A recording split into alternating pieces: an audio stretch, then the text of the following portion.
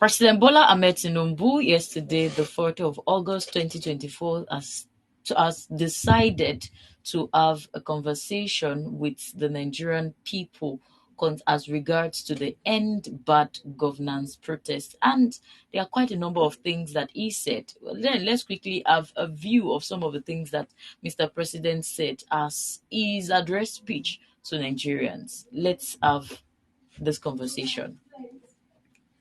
As the president of this country, I must ensure public order in line with the constitutional oath to protect the lives and property of every citizen. Our government will not stand idly by and allow a few political agenda to tear this nation apart. All right, this is just one of the many things that Mr. President said. As we continue with this conversation, we have quite the number. The video is actually very long, and we wouldn't want to bore our audience with watching the full video because all Nigerians are seeing I've watched the video already. But then let's quickly have a review of some of the things that Mr. President highlighted. He said. Part of the main things that he said is that he notably among the protesters were young Nigerians who desired a better and more progressive country where their dreams, hopes, and personal aspirations will be fulfilled. I mean, Mr. President is correct on that. So I would like to come to you. Let's analyze this speech by Mr. President. First, looking at the video, I personally see that I'm not sure Mr. President is in the country because the flag we have behind him, beside the Nigerian flag, is the Russian flag, and we can see that on the internet. I was not yesterday.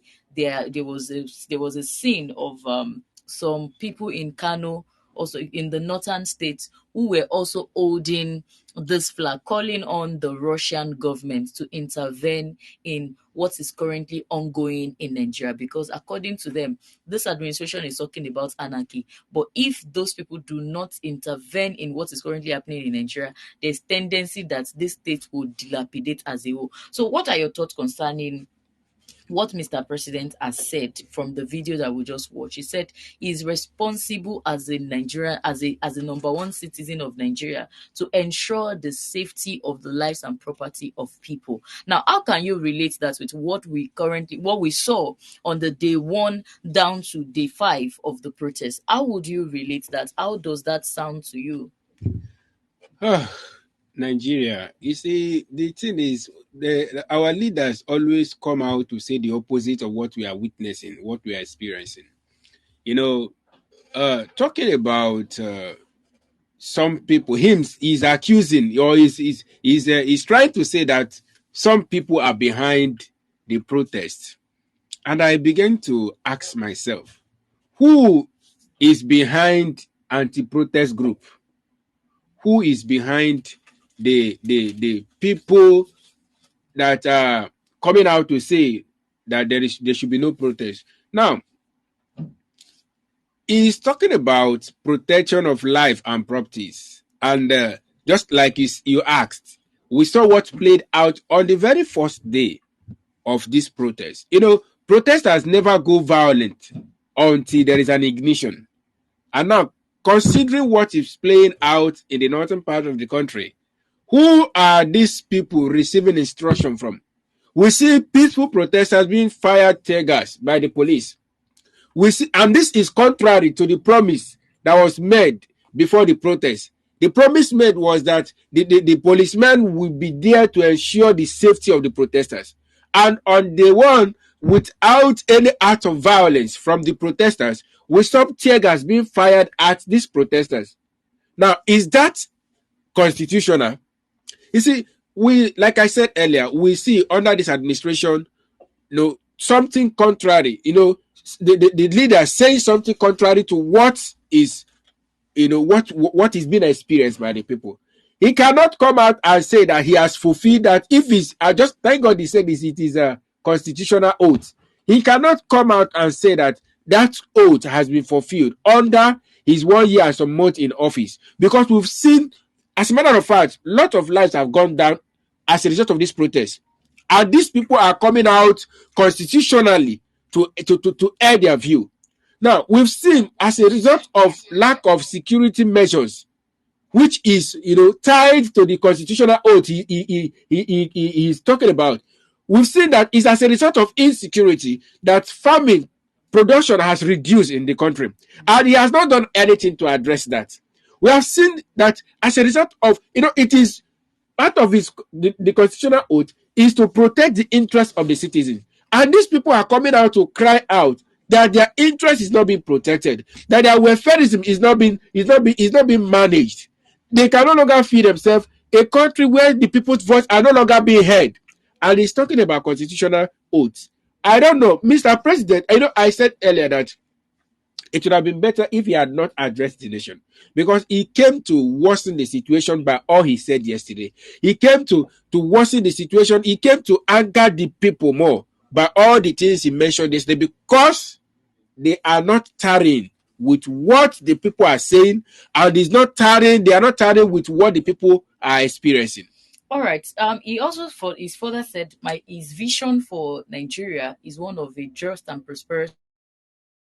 Each person may enjoy the peace, freedom, and meaningful livelihood that only democratic good governance can provide. One that is open, transparent, and accountable to the Nigerian people. The first thing that came to my mind is that how have you been transparent? Another opposite of what Nigerians are experiencing. Accountable to Nigerians since the last 1 year. I do not think that, for me, I do not expect Mr. President to come outside to give speech, because watching the speech itself, it looked like, I think they've advanced in their technology, whatever. Mr. President was not reading from a paper, he was reading from a teleprompter, so making it look like he was saying that from his mind, and Nigerians were reading along with him. I mean, looking through X this morning, I saw some guys who were, while the speech was on, because it is a pre-recorded speech, while he was reading it, they had the file with them, they were reading it along with him. Sorry, something happened. His son, this is how how Nigerian government are so dilapidated. Sheyi TINUBU came out to defend his father on the leakage of the speech. On the norm, the speech is not meant to leak. How it leaked is even it should be a question for his cabinet. Now, his son is coming out to defend. Under what section of the law is the son permitted to come and make defense for his father? Now, under his administration, the truth of the matter is we see that these people want to pocket the nation. This man do the same mindset he feel he runs Lagos State with. Is the same mindset he want to run a whole nation, a nation with over 200 million population. It cannot happen. It cannot happen. All right, as regards to what he said about accountability and transparency, we haven't been seeing that play out. At all. If he had been accountable, by now, Mr. President should not even be giving us a public address. What Mr. President should be doing is granting interviews, even if you would not go to individual owned stations for interview as regards to insecurity, for security purpose and all of that. You can at least go to government-owned stations, government-owned media houses, be interviewed by journalists. Let it be an heartfelt conversation. Let it be an heart-to-heart conversation, that this is not something that, like we see some of our senators, they are invited by journalists to their media houses. They have heart-to-heart conversation. The answers to whatever question they are asked is coming straight from their heart. So in the aspect of accountability, the Mr. President has not been accountable to us as regards to the things ongoing in their ministry. In the Ministry of Humanitarian Affairs in January this year, there was case of fraud. There was case of embezzlement by Beta Edu, the 500 billion naira. They are yet to be accountable to us as regards with what is currently ongoing with the case of Beta Edu. Our predecessor, Umaru Shadia, as regards to the $37 billion that she stole, there is still no accountability as regards to what is currently happening. So speaking about transparency, we can see that this administration has never been accountable. They have never for once been accountable. So by now, it is expected of them to go to media houses to talk to Nigerians. Let Nigerians hear your thoughts straight from the heart, not some set of pre-recorded speech and all of that. So, Mr. It's even funny that the president had to address the nation in a time like this, in a situation like this, with pre-recorded The speech. annoying thing is, even if it is pre-recorded, see, there are conversations that you have with people, and from the sound, even if it is pre-recorded, from the sound Why of your voice, pre-recorded? from the There are sound of your voice, situations.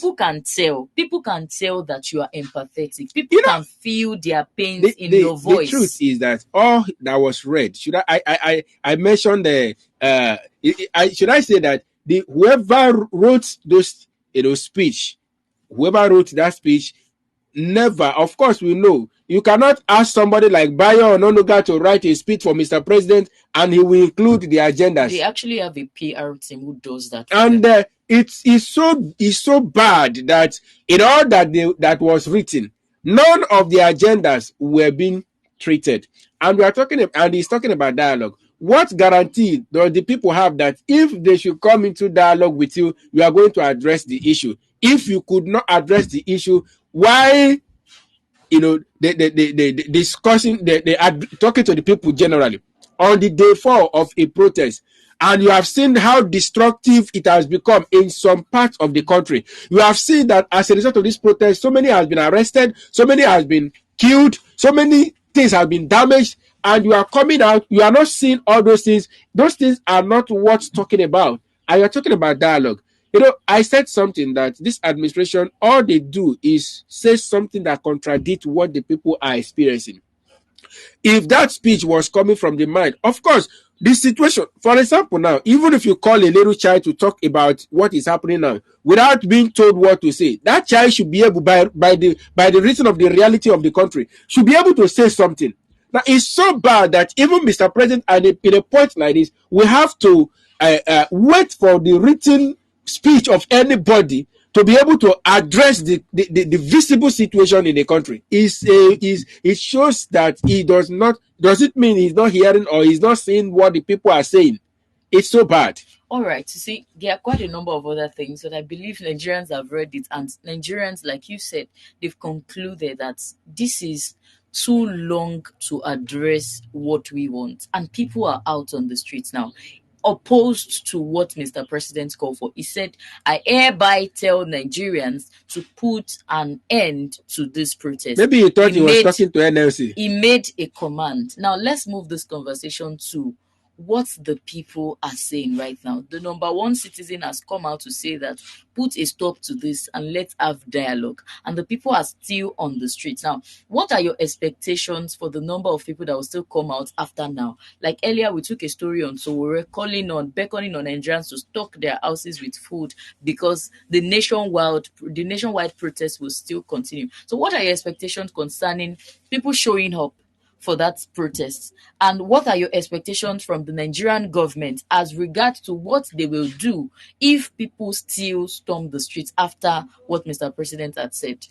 Aside from what Sowore said, it is equally said in Jos. There's a news on in one of the news online news Daily Trust. He said, join us. The Jos people are saying, join us in this protest or shut down. Protesters threaten business owners. It's not just coming out from from Sowore. From, like I said, when the going gets tough people get going. That is what is going to happen. It is the president coming out to say all he said yesterday is a proof that he's not even willing to address the situation. It's a proof that he has no intention to before the removal of subsidy, he said there is a video of him where he said even if they protest, he's still going to. So it means that he's not going to do anything about this agenda. And I tell you that today we're already in day 5. The government failure to intervene positively in the possible areas, concerning this protest, is going to further take this protest to another dimension. Of course, he has failed to recognize the fact that Nigerian youths their mind is made up, or their mind are made up. He has failed to recognize the fact that this is a reality-based protest. So for him not to have addressed this issue and the agenda presented by the protesters, he's going to, or he has, by the reason of his speech yesterday, he has pushed this protest from into something else. And I tell you, revolution is knocking if these proper measures are not put in place. Because it means that the protesters are not being taken serious. It means that he's telling them, just like Akpabio said, let them go and protest, will be eaten. It means that they can continue on the streets until they get tired. And I tell you that the people are more than the leaders. They should understand that. The masses are more than the politicians. The earlier they understand this, the better for them. Because when fire starts, it does not continue in the same degree it started. That is one thing they fail to understand. When fire starts burning, the degrees increases, the heat increases. So the protest, of course, cannot be what it was day one is not what it is today. And by the time we get to day 10, and the agendas of these people are not being treated, I tell you, it can become anything else.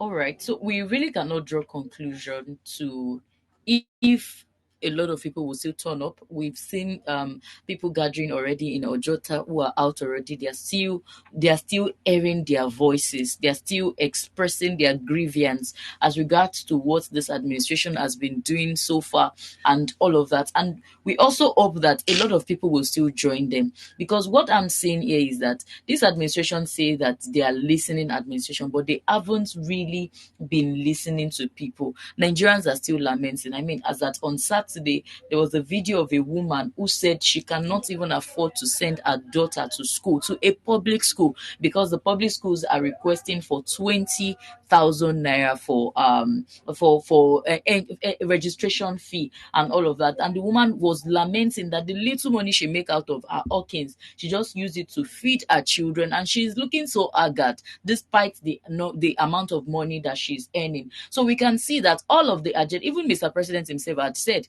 that we no be statistics we go chop. He has always been like that. But then we should understand that for a government who doesn't give account of what they are doing, who doesn't take into cognizance what the people are feeling, who is not referencing the need of the common man, there is tendency that such a government will never be taken serious by the people. So we can see that what the Nigerian people are doing now is that they are showing to Mr. President that we are not listening to you. You've not listened to our plea. So how do you expect us to listen to you? And I see that, like you rightly stated, this if Mr. President do not address the core need of the people will come out even in their numbers. And like I said earlier, that now is the time that you know the people who are truly interested in this protest. This is not the time for rich men to come out. We are not needing people who are satisfied, who has food to eat to continue with the protest. What you see now are people who are truly hungry, are people who are truly angry at what is currently happening. The people you will see on the street now are people who are tired of what the system has done to them. They are the one that will continue this protest. And if Mr. President does not address the core issue that the people want him to address, there's tendency that this will become a revolution, like we see happening in Kenya. Even after the finance bill was withdrawn, what the Nigerian people are expecting from this administration is that you are asking us to be, at the end of Mr. President's speech, he asked us to continue to pray for Nigeria. We have been praying for Nigeria for a very long time. We have Very, been very long praying time. back to back. But what the people need right now is for Mr. President to show workings. And like we see happening in Kenya, the Kenya president Ruto had to cut down the Senate. He had to cut down the salary he's earning, cut down a lot of things. But the people are not satisfied because they know that he's only doing that for a while. What they wanted is for him to step down. So if Mr. President does not address the core need of the people now, it will become a situation for revolution. They want an end to him, and they would not wait until 2027. They want it now, because if you can be in power now, and the people are clamoring this much, and you are not sensitive to their need, what do you expect him to do come 2027? I mean, 2027 is still a very long time Very till now. long It's time. still a very long time. The people can no longer bear the hardship. Imagine that a time would come in Nigeria where we are buying a bag of water for 1,000 naira. How do you expect a common man to survive? It will turn to a case Currently of, is 300, and there is high rate of high outbreak of cholera. yeah, exactly. Before you know it, it will turn to the case that we are currently experiencing in Congo. Congo currently they are experiencing genocide. People are drinking water from the gutter because there is really no infrastructure for that. Mm. So if we now get to that point where Nigerians are drinking gutter water, what do you think will become of all Nigerians? It means that they are segregating Nigerians to the point that you can see clearly the difference between the elite and the poor. And that is not what Nigerians want. Nigerians want a change, and they want it right now. And they will keep storming the streets until they get what they need. The fact that Mr. President always mention accountability each time he talks is a proof to me that he actually knows the need for accountability. So why he's not practicing, or why his administration is not practicing that, is what I cannot explain. Does it mean he surround himself with people who are not telling him the truth? And of course, we cannot. It cannot be. It can be clearly seen that most of the people he has surrounded himself with are people who cannot tell him the truth. He knows that if he is accountable, most of what is happening now won't be happening. Now, you finish your address speech, and there was no inclusion of, okay, these are the measures we are going to. For the fact that he is addressing the people on the day 4 of the protest, he should have come up with measures, to tell the people, okay, based on what is happening, these are the measures I am going to, or we have adopted to ensure that your desires are granted. Nothing of such was made. Rather, he's issuing a threat. And I tell you, just like you asked me, what do you think we become of the protesters, or the mind of the youth? The truth of the matter is, the time has come. It has never happened like this before. And should I say that Mr. President is still taking this protest as the protest of the NLC? Maybe because many other sectors have not joined and so many things have not been shut down. That is why he's still not taking the matter serious. But I believe that as this protest progresses, and those that will join. We've seen that some sectors are already joining already. And before the end of this week, and nothing is done from the government to address the agendas, of course, we'll see that many other people will be part of this protest. By the time the economy is totally shut down, I am surprised that I saw a news that as a result of the protest in 2 days, the country have lost how many billion? And that I began to ask, does it mean that the country generates such amounts daily, and Nigeria is still borrowing? So where is this money generated going to? And why are we still borrowing? Anyway, so many things will be handled, will be addressed in course of this protest. Thank God he has failed to address the need of the people. He's telling the people to do their worst. He's telling the people to go ahead and protest. He's telling the people that your request cannot be granted. So, and he said he's committed to serving the people. So if he's committed to serving the people and you are not addressing the need of the people, then where is your commitment? Where is that commitment going to? All right. So on this note, we are going to keep tab on the protesters in Lagos and other parts of Nigeria and see if truly a whole lot of people are still going to join this protest. And we look forward to what Mr. President will do at this point, now that the protesters has refused to go back to their houses because their needs are yet to be met. At the same time, we'd like to hear the thoughts of our viewers concerning the protest that is still ongoing in Nigeria. What do you think about this protest? What do you think will later be the result, the after effects of this result on the Nigerian people, on the Nigerian economy, and even on this administration itself? All right, so before we leave the studio, we'd like that you follow us on all our social media platforms. On Facebook, we are Prime Media TV, Instagram and TikTok, we are Prime Media Studios. On the website where you're currently watching us, we are enginespeak.com, and you can do well to follow us on YouTube at Enginespeak. I am Ayo. Until I come your way again, do have a great day.